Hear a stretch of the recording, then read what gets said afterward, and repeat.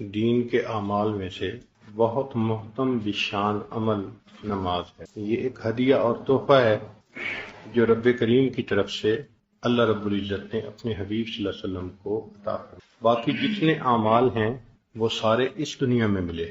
نماز کا عمل ایک ایسا ہے کہ یہ عرشوں پہ ملا، آسمانوں سے اوپر دیا گیا۔ صاف ظاہر ہے کہ جب کوئی مہمان گھر آتا ہے تو انسان اس وقت اس کو بیسٹ تحفہ، اس لیے نبی شام نے فرمایا الصلاۃ معراج المؤمن، کہ نماز مومن کا معراج۔ امام ربانی مجدد ثانی رحمۃ اللہ علیہ نے اپنے مکتوبات میں نماز کی اہمیت کے اوپر بہت زور دیا۔ آج آپ اس کی اہمیت سے متعلق باتیں سنیں گے تو ریئلائز کریں گے کہ ہمارے اندر اتنی اہمیت پہلے نہیں تھی۔ تو نماز میں ایک تو ہے ظاہری طور پر اہتمام کرنا، وضو میں نماز کی ادائیگی، اس بارے میں سن لیجئے۔ اعمال صالحہ کی بجا آوری کی رعایت میں سعی بلیغ فرمائیں، اور نماز جو کہ دین کا ستون ہے اس کے چند ارکان اور فضائل بیان کیے جاتے ہیں، غور سے سنیں۔ اول، کامل وضو کرنے کے سوا چارہ نہیں۔ ہر عضو کو 3 بار اہتمام و کمال دھونا چاہیے تاکہ سنت کے طریقے پر وضو ادا ہو۔ یعنی نماز کا اہتمام وضو سے شروع ہوتا ہے۔ جو چاہے کہ میں نماز اچھے طریقے سے ادا کروں تو اس کا سٹارٹ پوائنٹ کہاں سے ہوگا؟ وضو سے، کہ وضو کو انسان اچھے طریقے سے ہر عضو کو مل کے 3 دفعہ دھوئے، چونکہ یہ سنت ہے۔ اور سر کا مسح بالاستیاب، یعنی سارے سر کا مسح کرنا چاہیے، اور کانوں اور گردن کے گرد مسح میں خوب احتیاط کرنی چاہیے، اور بائیں ہاتھ کی چھوٹی انگلی سے پاؤں کی انگلیوں کے نیچے کی طرف سے خلال کرنا لکھا ہے، یعنی اس کے ساتھ نیچے سے پاؤں کے تلوے کی طرف سے خلال کرنا چاہیے۔ اس کی رعایت رکھیں۔ مستحب کے بجا لانے کو معمولی نہ سمجھیں، چونکہ بہت سارے سالکین سمجھتے ہیں یہ تو مستحب ہی ہے نا، کوئی بات نہیں۔ فرماتے ہیں کہ مستحب کے بجا لانے کو معمولی نہ سمجھیں، مستحب حق جل و علا کے نزدیک پسندیدہ اور محبوب عمل ہے۔ تو مستحب کی یہی فضیلت کافی ہے کہ وہ اللہ کو پسندیدہ ہے۔ اگر تمام دنیا کے عوض اللہ تعالیٰ کا ایک پسندیدہ اور محبوب فعل معلوم ہو جائے اور اس کے مطابق عمل میسر ہو جائے تو غنیمت، یعنی ساری دنیا قیمت میں دینی پڑے اور اس قیمت کے بدلے پتہ چلے کہ یہ عمل اللہ کو محبوب ہے، اور پھر وہ کرنے کی سعادت بھی مل جائے تو یہ سودا سستا ہے۔ اور ہمیں تو کچھ دیے بغیر پہلے ہی نبی علیہ السلام نے بتلا دیا کہ بھئی یہ عمل اللہ کو پسند ہے تو اس لیے کرنا چاہیے۔ اس کا بعین ہی یہی حکم ہے کہ کوئی چند خزف ریزوں یعنی ٹھیکروں سے نفیس جواہر خرید لے اور بے فائدہ جماد یعنی پتھر سے روح کو حاصل، یعنی کوئی بندہ چند پتھر دے کے کسی بندے کو خریدے تو کتنا سستا سودا ہے۔ جماد چند دادم جاں خریدم، بحمد اللہ کے ارزاں خرید، اللہ کی تعریف کہ میں نے بہت سستا سودا کیا ہے۔ تو مستحب کی اہمیت بتا رہے ہیں کہ اس کو آپ لائٹ نہ لیں کہ جی مستحب بھی ہے نا، نہیں۔ مستحب کا معنی ہے ایک ایسا عمل جس کو اللہ نے پسند فرمایا۔ تو وہ فرماتے ہیں کہ پسندیدہ عمل کو سامنے رکھو تو دنیا بھر کی قیمت ادا کر دیں، اور ایک پسندیدہ عمل کا پتہ چل جائے اور اس پر عمل کی توفیق مل جائے تو یہ بہتر سودا ہے۔ تو اس لیے مستحبات کی رعایت کرنی چاہیے۔ کمال طہارت اور کامل وضو کے بعد نماز کا قصد کرنا چاہیے جو مومن کی معراج ہے۔ کوشش کرنی چاہیے کہ فرض نماز با جماعت ادا ہو، بلکہ امام کے ساتھ تکبیر اولی بھی ترک نہیں ہونی چاہیے، اور نماز کو مستحب وقت میں ادا کرنا چاہیے۔ قرات میں مسنون قرات کو مد نظر رکھنا چاہیے۔ رکوع سجود میں بھی طمانینت ضروری ہے کیونکہ فرض ہے، رکوع سجود میں طمانینت ضروری ہے۔ قوما میں اس طرح سیدھا کھڑا ہونا چاہیے کہ تمام بدن کی ہڈیاں اپنی اپنی جگہ پر آ جائیں، اور سیدھا کھڑے ہونے کے بعد طمانینت درکار ہے کیونکہ طمانینت فرض ہے یا واجب ہے یا سنت علی اختلاف الاقوال۔ ایسے ہی جلسہ میں جو 2 سجدوں کے درمیان ہے اچھی طرح بیٹھنے کے بعد اطمینان ضروری ہے، تو جلسہ میں بھی انسان بیٹھے۔ رکوع اور سجود کی کم سے کم تسبیحات 3 بار ہیں، جیسے سبحان ربی الاعلیٰ، سبحان ربی الاعلیٰ، سبحان، اور زیادہ سے زیادہ 7 بار یا 11 بار ہیں۔ یہ بھی حدیث پاک میں منقول ہے۔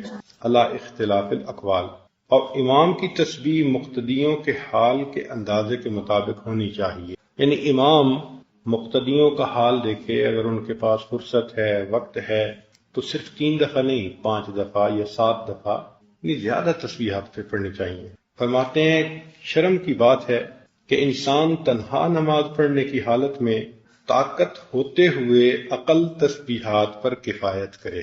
عقل 3 ہے، اور جو تنہا ہو اور ٹائم بھی ہو پھر 3 تسبیحات پڑھے، تو فرماتے ہیں کہ یہ شرم کی بات ہے۔ ہماری تو عادت ہی 3 دفعہ پڑھنے کی ہے۔ میں نے اپنی زندگی میں الحمدللہ ایک ایسے بزرگ کے پاس نماز ادا کی کہ جن کی پوری زندگی کا معمول رکوع سجود کی تسبیحات کے بارے میں 21 مرتبہ تھا، ہر سجدے میں 21 مرتبہ پڑھتے تھے، یہ عادت تھی پڑھنے والے 21 دفعہ پڑھتے ہیں۔ تو ہم بھائی چلو عوام الناس اگر 3 پڑھتے ہیں تو علم کے حقوق تو ہیں نا کچھ، تو چلو ہم حدیث میں 3، 5، 7 اور 11 وہ فرماتے ہیں کہ یہ 4 قول ہیں، تو چلو ہم 3 کی بجائے 5 دفعہ پڑھ لیں، اگر 7 دفعہ پڑھیں تو اور اچھا ہے۔ تو انفرادی نماز میں تسبیحات زیادہ پڑھنے کی کوشش کرنی چاہیے، 3 سے زیادہ۔ اللہ تعالیٰ کو شو کرنا ہوتا ہے نا، محبت دکھانی ہوتی ہے۔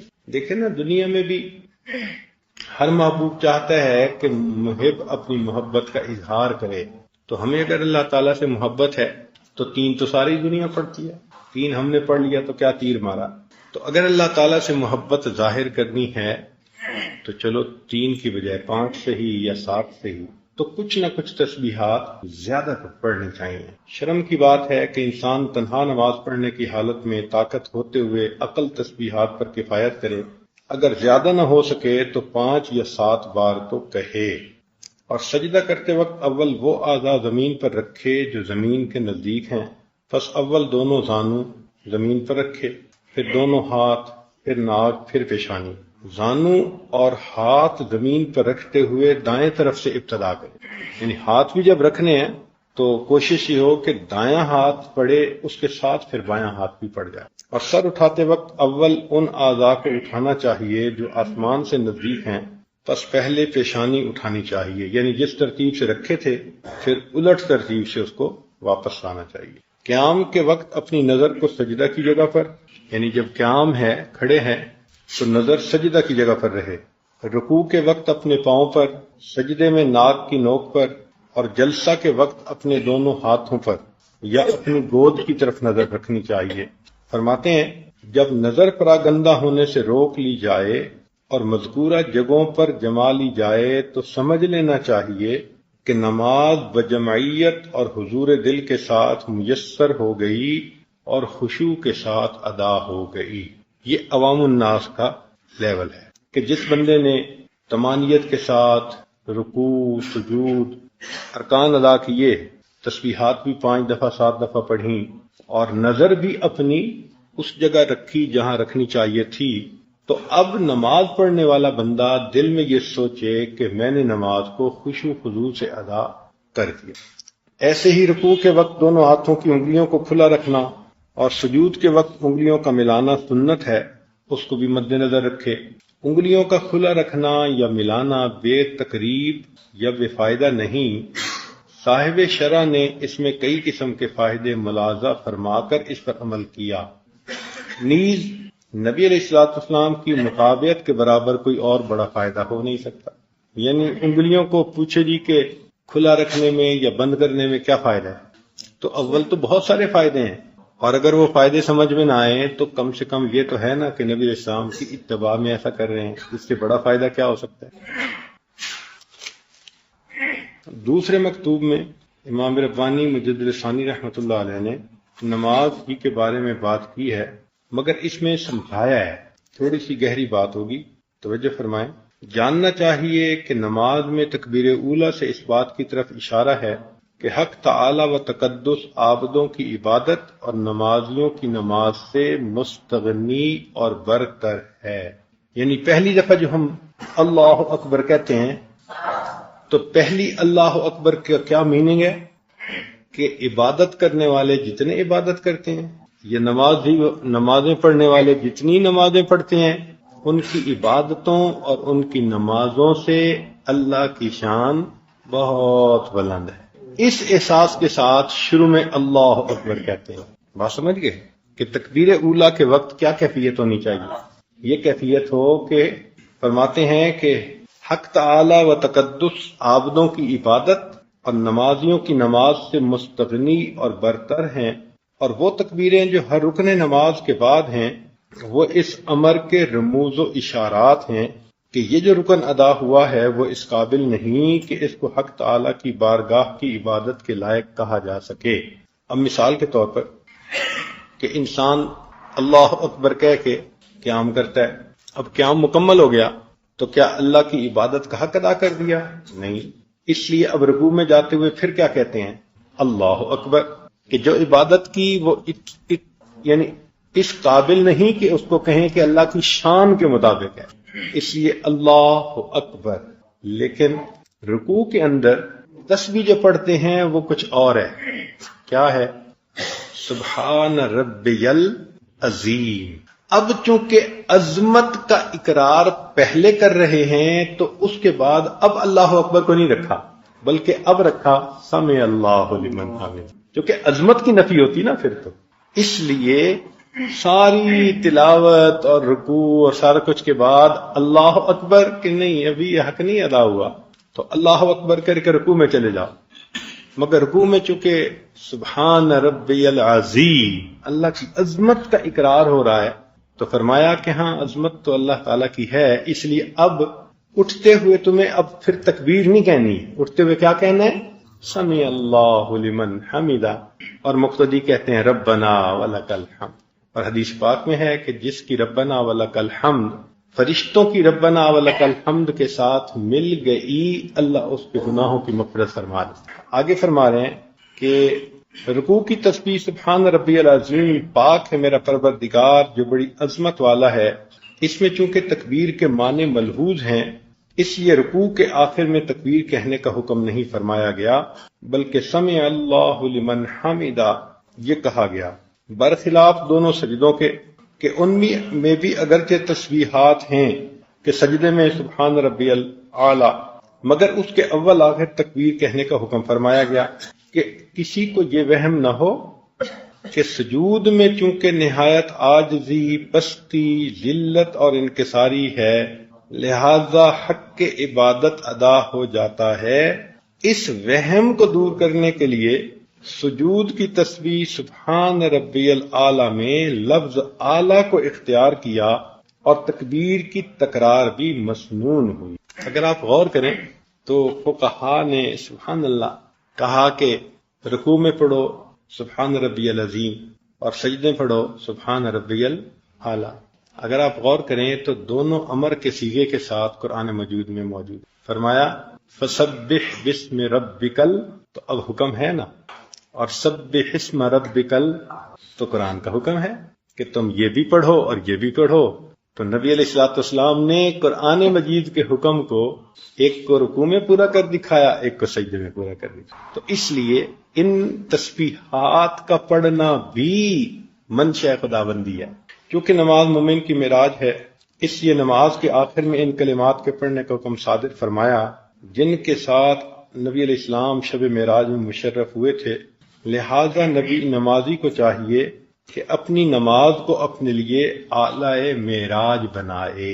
عجیب بات لکھی کہ نمازی کو چاہیے کہ اپنی نماز کو اعلی معراج بنائے، کہ جیسے نبی علیہ السلام کو معراج حاصل ہوا تو یہ بھی نماز کو اتنے اچھے طریقے سے پڑھے کہ اس کے صدقے اللہ اس کو بھی عروج عطا فرمائیں، معراج نصیب فرما دیں، اور نماز ہی میں انتہائی قرب خداوندی ڈھونڈے۔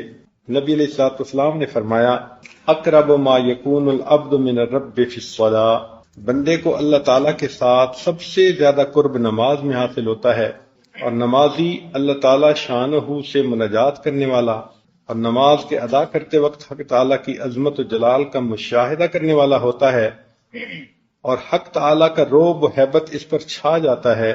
اس لیے اس کی تسلی کے واسطے نماز کو 2 سلاموں پر ختم کرنے کا امر فرمایا، کہ چونکہ انسان تسبیحات بھی کہتا ہے تو اللہ کی عظمت دل پہ آتی ہے، اور اتحیات میں جب وہ کلمات پڑھتا ہے کہ جو گفتگو ہوئی تھی اللہ اور اس کے پیارے حبیب صلی اللہ علیہ وسلم کے درمیان، تو فرماتے ہیں کہ ان کلمات کو پڑھنے کی وجہ سے بندے کے اوپر ایک ہیبت کا مقام طاری ہو جاتا ہے۔ اب اس ہیبت سے نکلنا اتنا آسان تو نہیں تھا کہ انسان بس اتحیات پڑھ کے کھڑا ہو جاتا، نہیں۔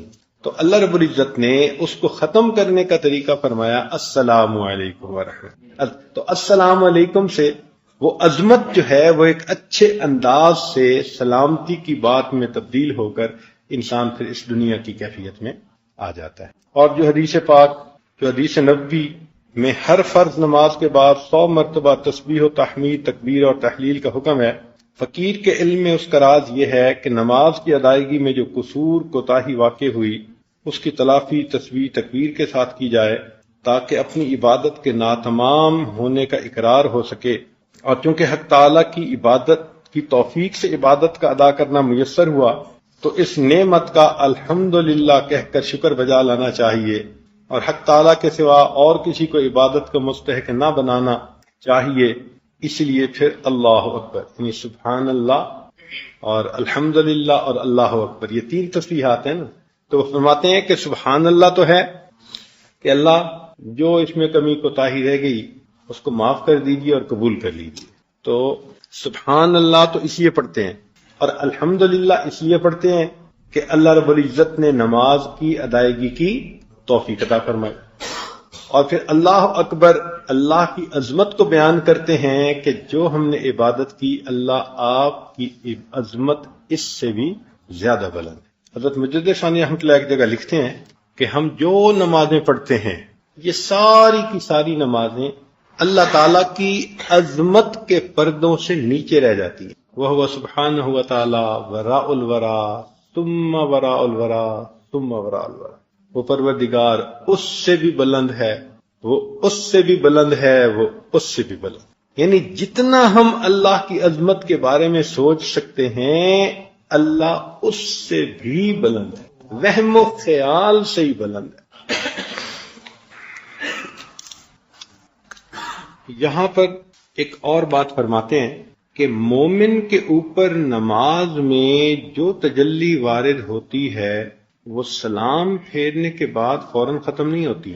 فرماتے ہیں اس میں شبہ بخالت ہے کہ جب تک تم نماز کے کلمے پڑھ رہے ہو تو ہم چہرہ دکھا رہے ہیں، اور تم نے سلام کیا تو ہم نے پردہ ڈال لیا۔ فرماتے ہیں کہ نمازی سلام پھیرنے کے بعد اپنی جگہ پر جتنی دیر رہتا ہے وہ تجلی اسی طرح رہتی ہے۔ اب ذرا سنیے کیا فرماتے ہیں۔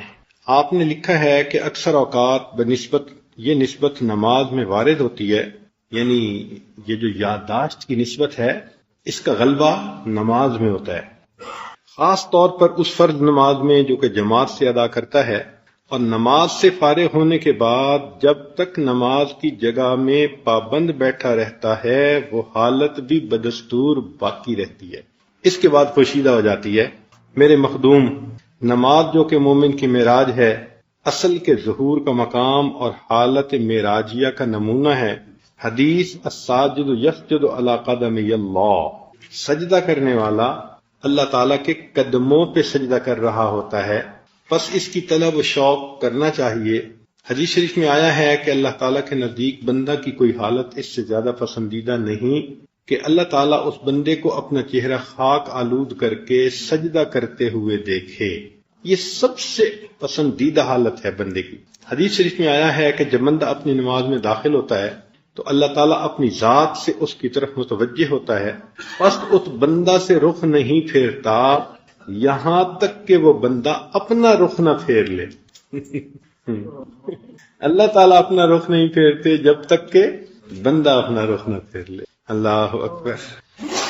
اور ہم چونکہ ان معارف سے واقف نہیں ہیں تو ہمارا حال ہے کہ بس گھر سے آئے ابھی 3 منٹ ہیں اور جوتوں کی جگہ پر کھڑے ہو گئے، تو جوتوں میں کھڑے ہو کے گھڑی بھی دیکھتے ہیں کہ یہ بھی 3 منٹ ہیں، اور وہیں حالات حاضرہ کی باتیں اور کارگزاریاں اور اس طرح کی باتیں۔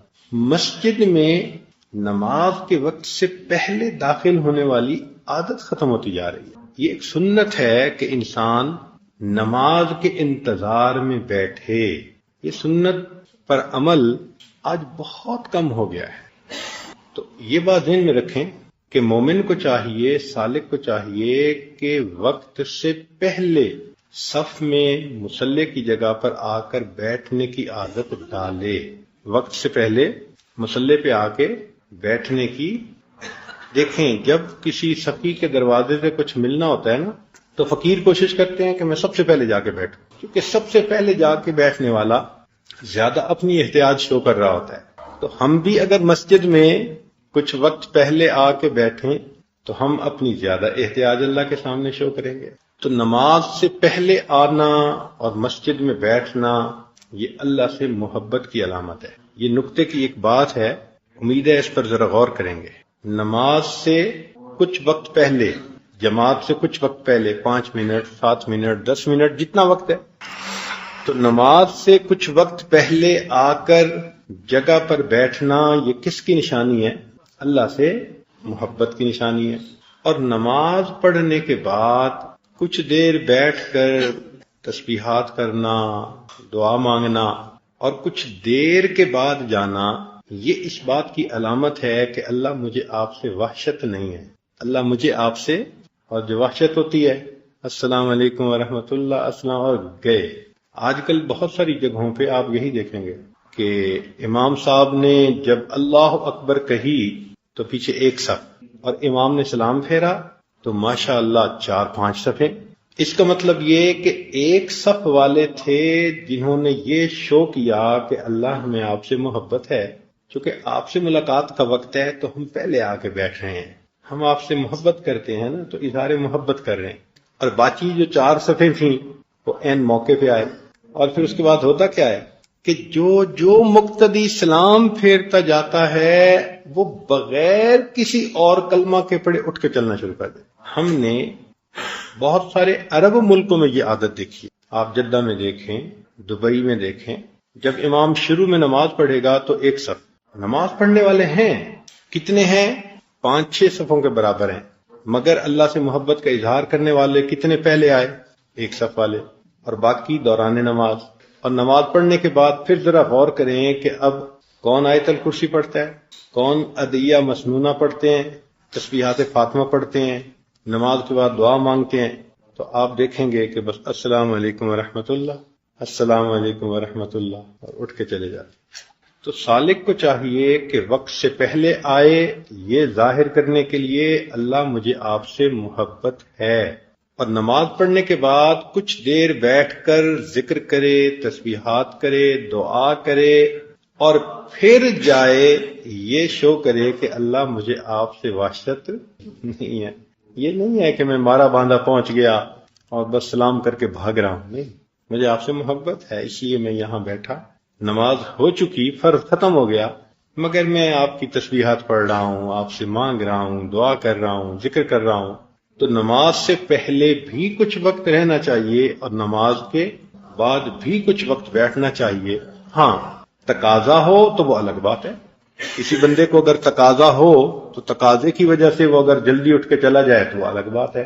مگر مسئلہ تو یہ کہ ہمیں کام بھی کوئی نہیں ہوتا اور پھر ہم تسبیحات فاطمہ اور سب چیزیں چھوڑ کے باہر نکل آتے ہیں، تو یہ چیز مناسب نہیں. حدیث شریف میں آیا ہے کہ جب بندہ اپنی نماز میں داخل ہوتا ہے تو اللہ تعالیٰ اپنی ذات سے اس کی طرف متوجہ ہوتا ہے، بس اس بندہ سے رخ نہیں پھیرتا یہاں تک کہ وہ بندہ اپنا رخ پھیر لے یا کوئی بری بات کہے.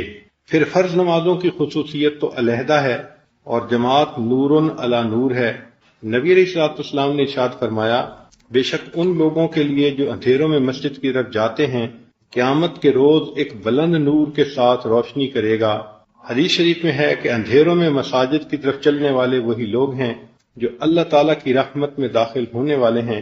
حدیث شریف میں ہے کہ جب کوئی بندہ جماعت میں نماز پڑھتا ہے پھر وہ کسی حاجت کا سوال کرتا ہے تو اللہ تعالیٰ غیرت کرتا ہے کہ وہ بے مراد واپس لوٹے، اس لیے اس کی حاجت کو اللہ تعالیٰ پورا فرما دیتا ہے.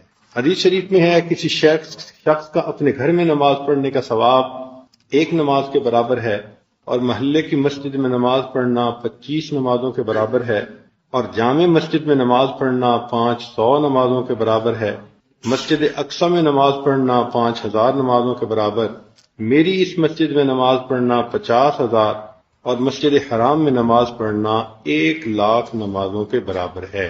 حدیث شریف میں ہے کہ جس شخص نے ان 5 نمازوں کو جماعت کے ساتھ ادا کرنے پر محافظت کی، وہ پل صراط پر سے چمکنے والی بجلی کی مانند گزرنے والوں میں سب سے پہلا شخص ہوگا، اور اللہ تعالیٰ اس کا حشر سابقین کے ساتھ کریں گے۔ حدیث شریف میں ہے کہ تم میں سے جو شخص وضو کرتا ہے، پس اچھی طرح وضو کرتا ہے اور اس کو پوری طرح کرتا ہے، پھر وہ مسجد میں آتا ہے، اس کا مقصد نماز کے سوا اور کچھ نہیں ہوتا، تو اللہ تعالیٰ اس کو خوشخبری دیتا ہے جیسے کہ ان لوگوں کو جن کا کوئی آدمی گم ہو گیا ہو اپنے غائب کے آ جانے سے خوشی ہوتی ہے، ایسے نماز پڑھنے والے کے نماز پڑھنے پر اللہ تعالیٰ بندے سے اس طرح خوش ہو جاتے ہیں۔ اللہ تعالیٰ کے نزدیک بندے کی کوئی حالت اس سے زیادہ پسندیدہ نہیں کہ وہ اس کو سجدہ کرتے ہوئے دیکھے۔ حدیث شریف میں ہے کہ سجدہ کرنے والا اللہ تعالیٰ کے دونوں قدموں پر سجدہ کرتا ہے، پس بندے کو چاہیے کہ سجدہ کرے اور خوب رغبت سے کرے اور خوب دعا کرے۔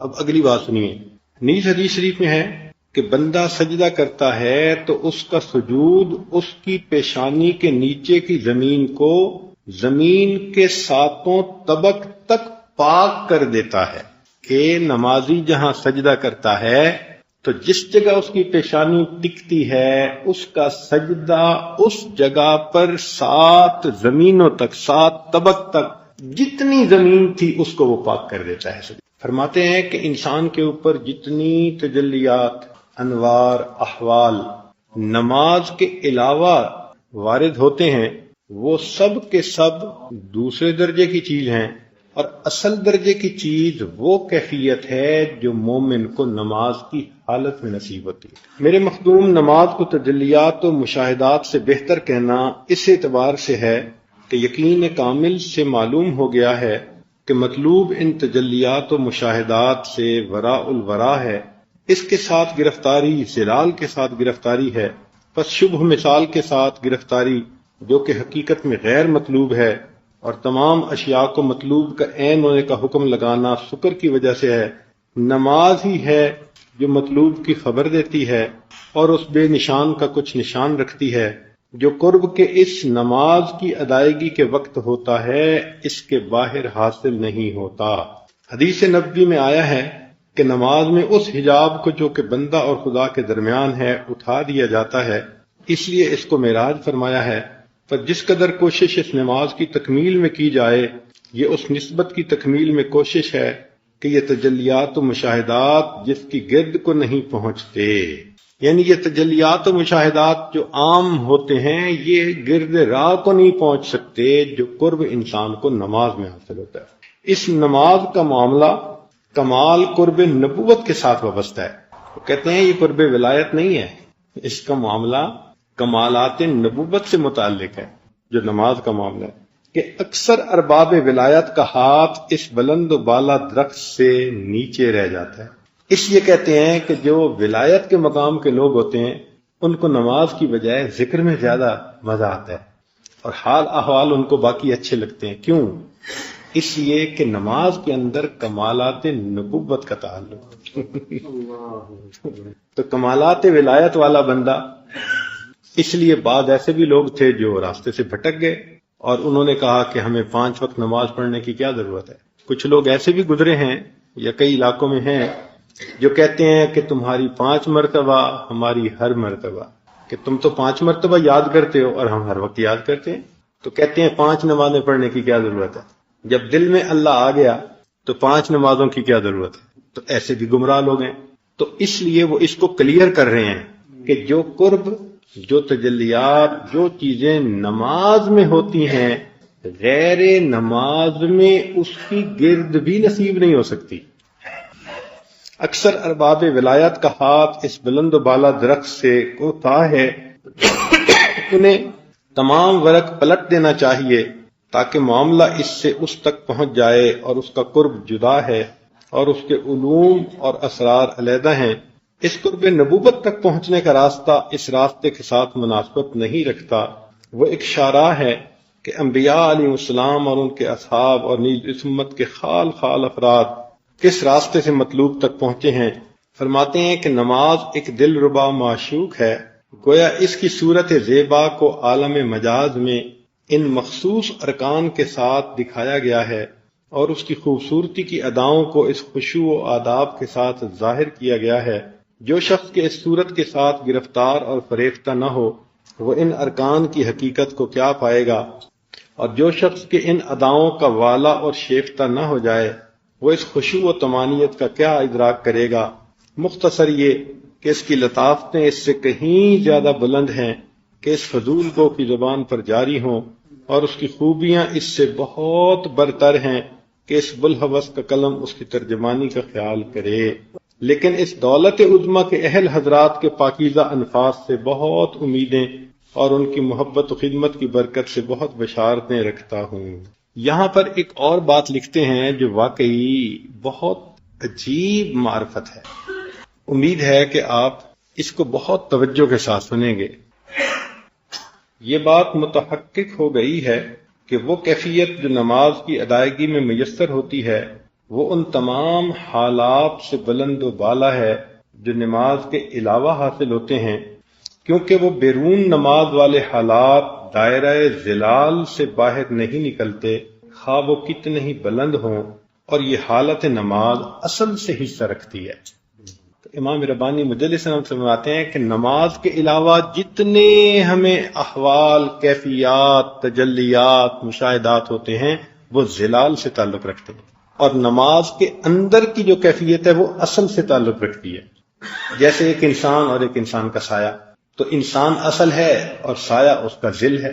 اسی طرح نماز کے علاوہ جو کیفیتیں ملتی ہیں وہ ظل ہیں، ان کا تعلق ظلال سے ہے، اور نماز کے اندر جو کیفیت ملتی ہے اس کا تعلق اصل کے ساتھ۔ یہ متحقق ہو گئی ہے کہ وہ حالت جو نماز کی ادائیگی میں میسر ہوتی ہے وہ ان تمام حالات سے بلند و بالا ہے جو نماز کے علاوہ حاصل ہوتے ہیں، کیونکہ وہ بیرون نماز والے حالات دائرہ ذل سے باہر نہیں نکلتے، خواہ کتنے بلند ہوں، اور یہ حالت نماز اصل سے حصہ رکھتی ہے۔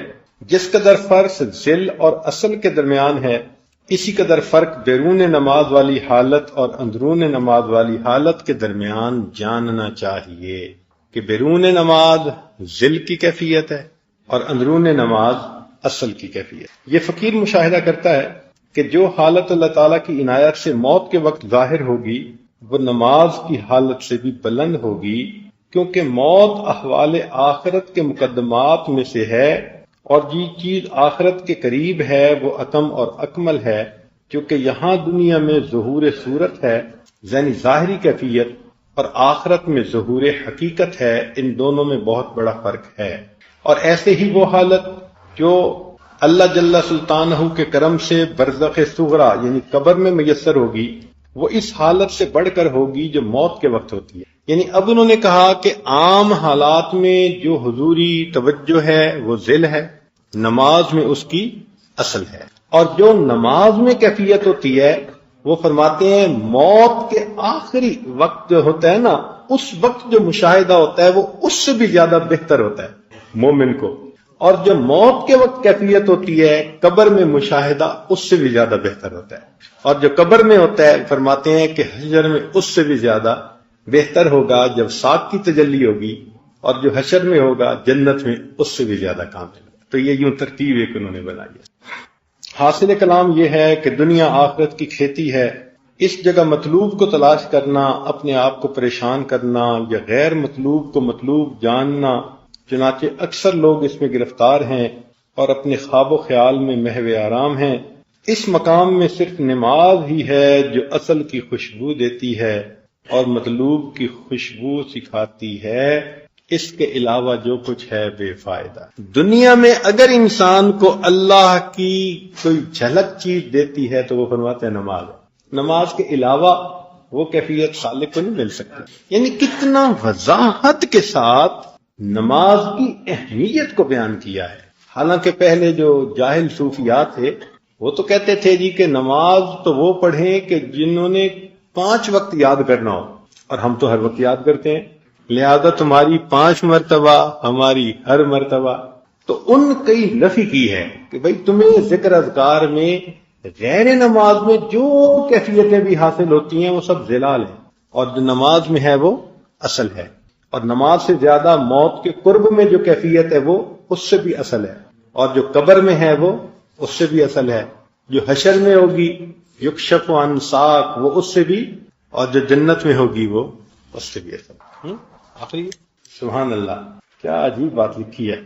فرماتے ہیں کہ 5 ارکان میں سے نماز رکن دوم ہے جو تمام عبادات کی جامع ہے، اور ایک ایسا جزو ہے جس نے اپنی جامعیت کی وجہ سے کل کا حکم پیدا کر لیا ہے اور تمام مقرب اعمال پر سبقت لے گئی ہے، اور وہ دولت رویت جو نبی علیہ السلام کو شب معراج بہشت میں میسر ہوئی تھی، دنیا میں نزول فرمانے کے بعد اس جہان کے مناسب آپ کو وہ دولت نماز میں میسر ہوتی تھی۔ یعنی نبی علیہ السلام کو معراج میں جو جنت میں دیدار ہوا، تو جب آپ وہاں سے تشریف لائے تو اب دنیا میں اس جو رویت نصیب ہوئی تھی اس کی نشانی کہاں ملے؟ تو اس کی یاد کے طور پر اللہ نے اپنی نماز عطا فرمائی کہ تم نماز پڑھو گے تو تمہیں اس کی قرب کی ایک کیفیت ملے گی۔ تو فرماتے ہیں اس لیے حضرت صلی اللہ علیہ وسلم نے فرمایا الصلاۃ معراج المؤمن، اس لیے فرمایا کہ بندہ اپنے رب کے ساتھ نماز میں سب سے زیادہ قریب ہوتا ہے۔ اب ذرا سنیے گا، آپ علیہ السلام کے قابل تابعداروں کو بھی اس جہان میں اس دولت کا بہت سا حصہ نماز میں حاصل ہے۔ یعنی وہ جو معراج کی تھی نا دولت، اس کا بہت سارا حصہ کس میں حاصل ہوتا ہے؟ اگر یہ حقیقی رویت میسر نہیں ہے، سنیے ذرا کیا فرماتے ہیں کہ اگرچہ اس جہان میں حقیقی رویت میسر نہیں ہے کیونکہ یہ جہان اس کی تاب و طاقت ہی نہیں رکھتا، رویت کی کہ اللہ تعالیٰ تجلی فرمائے اور بندہ دیکھے، یہ تاب و طاقت ہی نہیں رکھتا۔ اگر حق تعالیٰ نماز کا حکم نہ فرماتا تو مقصود کے چہرے سے نقاب کون اٹھاتا اور طالب کو مطلوب کی طرف رہنمائی کون کرتا؟ نماز ہی ہے جو غم گساروں کے لیے لذت بخش ہے، نماز ہی ہے جو بیماروں کو راحت دیتی ہے، اور ارہنی یا بلال میں اسی حقیقت کا رمز ہے کہ نبی علیہ السلام غم زدہ ہوتے تھے تو فرماتے تھے ارہنی یا بلال، اور قرۃ عینی فی الصلاۃ میں اسی آرزو کی طرف اشارہ ہے۔ آگے فرماتے ہیں وہ ذوق و مواجید، علوم و معارف، احوال و مقامات، انوار و الوان، تلوینات و تمکینات، بے قراری و اطمینان، تجلیات متکیفہ و غیر متکیفہ، اور ظہورات متلونہ و غیر متلونہ، ان میں سے جو کچھ نماز کے علاوہ اوقات میں میسر ہوں اور نماز کی حقیقت سے آگاہی کے بغیر ظاہر ہوں، ان سب کا منشا ظلال ہے، وہ ذل سے تعلق رکھتے ہیں بلکہ وہم و خیال سے پیدا ہوئے ہیں۔ نمازی جو نماز کی حقیقت سے آگاہ ہے، نماز کی ادائیگی کے وقت گویا عالم دنیا سے باہر نکل جاتا ہے اور عالم آخرت میں پہنچ جاتا ہے، لہذا وہ اس وقت اس دولت سے جو آخرت کے ساتھ مخصوص ہے حصہ حاصل کر لیتا ہے اور اصل سے ذلیت کی آمیزش کے بغیر فائدہ اٹھاتا ہے، کیونکہ عالم دنیا کمالات ذلی تک محدود ہے اور وہ معاملہ جو ذلال سے باہر ہے آخرت کے ساتھ مخصوص ہے۔ پس معراج سے چارہ نہ ہوگا، اور وہ مومنوں کے حق میں نماز ہے، اور یہ دولت اس امت کے ساتھ مخصوص ہے جو اپنے پیغمبر اسلام کی مطابعت کے سبب جو شب معراج میں دنیا سے آخرت میں تشریف لے گئے اور بہشت میں پہنچ کر اللہ تعالیٰ کی رویت کی دولت سے مشرف ہوئے، لہٰذا یہ امت بھی اس کمال کے ساتھ مشرف اور اس سعادت سے فیض یاب ہوئی۔ اللہ نے اپنے حبیب صلی اللہ علیہ وسلم کو جو وہ نعمت دی تھی، تو وہ نعمت کا کچھ حصہ اللہ نے امت کو نماز کی کیفیت میں عطا فرما دیا۔ اس گروہ میں سے بعض لوگ جن کو نماز کی حقیقت سے آگاہی حاصل نہیں ہوئی، یعنی صوفیاء میں سے کچھ ایسے بھی لوگ جو نماز کی کیفیت سے آگاہ نہیں اور اس کے مخصوص کمالات پر اطلاع نہیں بخشی گئی، انہوں نے اپنے امراض کا علاج دوسرے امور میں تلاش کیا اور اپنی مرادوں کا حاصل دوسری چیزوں پر وابستہ جانا، بلکہ ان میں سے ایک گروہ نے نماز کو بے فائدہ سمجھ کر وصول اللہ کی بنیاد نماز کے علاوہ اور عبادات پر رکھی، روزہ کو نماز سے افضل جانا۔ اس قسم کی باتیں اہل سکر کے احوال میں سے ہیں۔ ایسی باتیں حقیقت نماز سے عدم آگاہی اور بے خبری کی وجہ سے ہیں، بلکہ اس طائفہ صوفیاء کی ایک کثیر جماعت نے اپنے اضطراب و بے قراری کی تسکین کو سماع و نغمہ اور وجد و تواجد میں تلاش کیا اور اپنے مطلوب کو نغمہ کے پردوں میں مطالعہ کیا اور رقص و رقاصی کو اپنا مسلک بنا لیا، حالانکہ انہوں نے سنا ہوگا ما جعل اللہ فی الحرام شفا، اللہ نے حرام چیز میں شفا نہیں رکھی۔ اگر نماز کے کمالات کی کچھ بھی حقیقت ان پر منکشف ہو جاتی تو وہ ہرگز سماع اور نغمہ کا دم نہ بھرتے اور وجد و تواجد کو یاد نہ کرتے۔ سبحان اللہ، کیا عجیب بات کہی کہ اگر وہ حضرات نماز کے کمالات سے واقف ہو جاتے تو پھر شعر و اشعار اور ان چیزوں کے پیچھے لگ کر اطمینان ڈھونڈنے کی بجائے نماز میں اس اطمینان کو حاصل کرتے۔ اللہ اکبر، اللہ رب العزت ہمیں نماز کی حضوری عطا فرمائے۔ اور ہے یہاں پر کسی سالک نے خط لکھا ہے کہ بعض نمازوں میں ایسی حالت پیش آتی ہے کہ گویا فقیر اللہ رب العزت سے اس طرح کلام کرتا ہے کہ کوئی حجاب و پردہ درمیان میں نہیں رہا اور مست و بے خود ہو جاتا ہے، حتیٰ کہ نماز کو بھول جاتا ہے اور نظر حیرت سے اپنے آپ کو اور اپنے غیر کو نور کے بغیر نہیں دیکھتا۔ اسی اثناء میں خود پر قابو پا کر ہوش میں آ جاتا ہے، اچانک رقت و عاجزی غالب آ جاتی ہے، اور یہی حالت قرآن مجید کی تلاوت اور دوسری عبادات میں پیش آتی ہے۔ یہ اس نے سوال پوچھا تھا۔ اے سعادت کے آثار والے، یہ کیفیت جو آپ کو پیش آئی یہ اعلیٰ کیفیت اور مبارک حالت ہے۔ ایسا کیوں نہ ہو کہ نماز مومن کی معراج ہے، جو کیفیت و ذوق کے نماز سے پیدا ہوتا ہے، وہ تمام اذواق و کیفیات سے ممتاز ہے، اور چونکہ نماز میں قرآن مجید کی تلاوت بھی شامل ہے، اور حدیث پاک میں ہے من اراد ان یحدث ربہ فلیقرأ القرآن، جو شخص چاہے کہ اپنے رب سے ہم کلامی کرے اس کو چاہیے کہ قرآن مجید پڑھے، کے مطابق قرآن کی تلاوت کرنا گویا اپنے پروردگار کے ساتھ ہم کلامی کرنا ہے، خاص طور پر کہ نماز میں تلاوت واقع ہو اور ہی درجہ رکھتی ہے، بہترین ثمر لاتی ہے۔ پس اگر یہ حقیقت نماز میں جلوہ گر ہو جس کی شان میں آیا ہے کہ اقرب ما یکون العبد من الرب فی الصلاۃ، اور تکلم کی کیفیت ظاہر ہو تو گنجائش ہے، اور نیز اگر نمازی حجاب کا رفع ہونا محسوس کرے تو بھی مناسب ہے، یعنی نماز کے اندر اگر یہ کیفیت ہوتی ہے تو یہ سب ٹھیک ہے۔ حدیث پاک میں وارد ہے کہ نماز میں وہ حجاب اٹھا لیا جاتا ہے جو بندہ اور پروردگار کے درمیان ہے۔ نماز ایک دل ربا محبوب ہے، جب نمازی کے باطن پر اس کے جمال با کمال کا پرتو پڑتا ہے، اس کے حسن و خوبی کا ظہور ہوتا ہے، تو قریب ہے کہ اس نمازی کو مست و بے خود کر دے اور از خود رفتہ بنا دے، اور جب اس کے انوار سے متصف اور اس کے زیور سے آراستہ ہوتا ہے تو اپنے آپ کو نور سے منور پاتا ہے۔ کہتے ہیں کہ ایک مرتبہ، توجہ فرمائیے گا، کہتے ہیں کہ ایک مرتبہ حضرت امام جعفر صادق رحمۃ اللہ علیہ نماز میں تھے کہ بے ہوش ہو کر گر گئے۔ نماز پڑھ رہے تھے، اچانک کیا ہوا؟ بے ہوش ہو کر، اور جب ہوش میں آئے تو ان سے دریافت کیا گیا تو انہوں نے فرمایا میں قرآن مجید کی اس آیت کو بار بار پڑھ رہا تھا یہاں تک کہ میں نے اس آیت کو اس کے متکلم سے سنا اور میں بے ہوش ہو گیا۔ اللہ اکبر، یہ نماز کیا عجیب نعمت ہے جو اللہ نے عطا فرما دی۔ ہمارے اکابر ایک ایک آیت کو بار بار پڑھتے تھے حتیٰ کہ پھر ان کو یہ کیفیت حاصل ہو جاتی تھی کہ جیسے رب کریم نے ان کے سامنے اپنے کلام کو ادا کیا۔ آپ نے لکھا تھا کہ نماز میں ایک ایسی حالت رونما ہوتی ہے کہ حجاب درمیان سے اٹھ جاتا ہے، اور جس رکن کو ادا کرتا ہے پھر دوسرے رکن پر لوٹنے کا ذوق نہیں ہوتا، اور غیر کا خیال ہرگز دل میں نہیں گزرتا، اور اس وقت بہت زیادہ خوف پیدا ہو جاتا ہے اور اپنے آپ کو خس و خاشاک کی مانند بھی نہیں پاتا۔ آپ جان لیں کہ حدیث شریف میں آیا ہے کہ نماز کی حالت میں وہ حجاب اٹھا دیا جاتا ہے جو نمازی اور اس کے پروردگار کے درمیان ہوتا ہے، اور ہمارے حضرت علی مجدد ثانی رحمۃ اللہ علیہ نے لکھا ہے کہ یہ حجاب کا دور ہونا منتہی کی نماز کے ساتھ مخصوص ہے۔ یہ جو حجاب اٹھتا ہے یہ ہر بندے کی نماز سے نہیں اٹھتا، چونکہ وہ نماز تو اس درجے کی ہوتی نہیں ہے۔ ہم تو نماز میں بھی دنیا کی باتیں سوچ رہے ہوتے ہیں تو وہاں تھوڑا حجاب ہٹائیں گے۔ یہ حجاب کا دور ہونا منتہی کی نماز کے ساتھ مخصوص ہے۔ اس نعمت عظمیٰ پر اللہ کا شکر بجا لائیں اور اس کی کیفیت کے زیادہ ہونے پر کوشش کریں۔ یہاں پر ان کے ایک مرید تھے مجد لسانی رحمۃ اللہ علیہ کے یا خواجہ معصوم رحمۃ اللہ علیہ کے، تو انہوں نے لکھا ہے نماز پڑھنے میں جمعیت و لذت بہت حاصل ہوتی ہے، اور نماز کے علاوہ کسی اور چیز میں مشغول ہونا اچھا نہیں لگتا، اور جو حرف کے نماز میں اپنے مخرج سے نکلتا ہے وہ مسرتوں کا اظہار کرتا ہے۔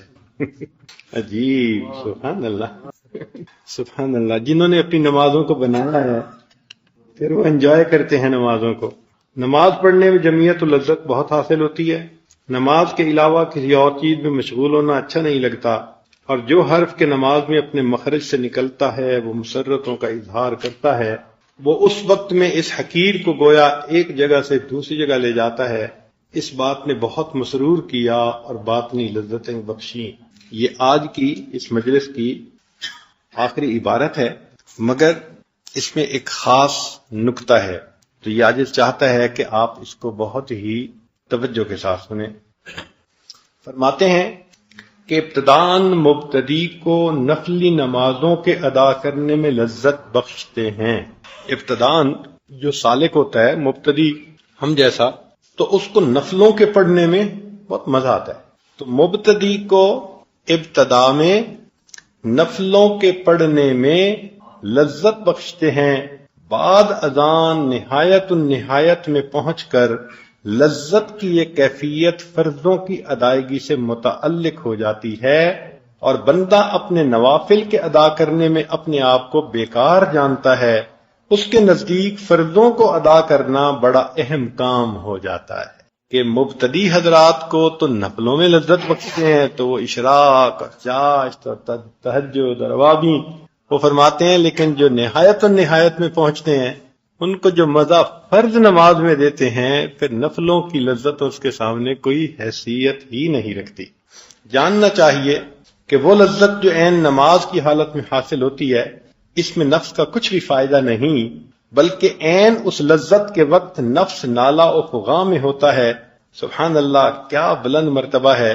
ہم جیسے بلحوث اس قسم کی باتوں کو کیا سمجھیں اور نیز جان لیں کہ دنیا میں نماز کا مرتبہ آخرت میں رویت باری تعالی کے مرتبہ کی مانند ہے۔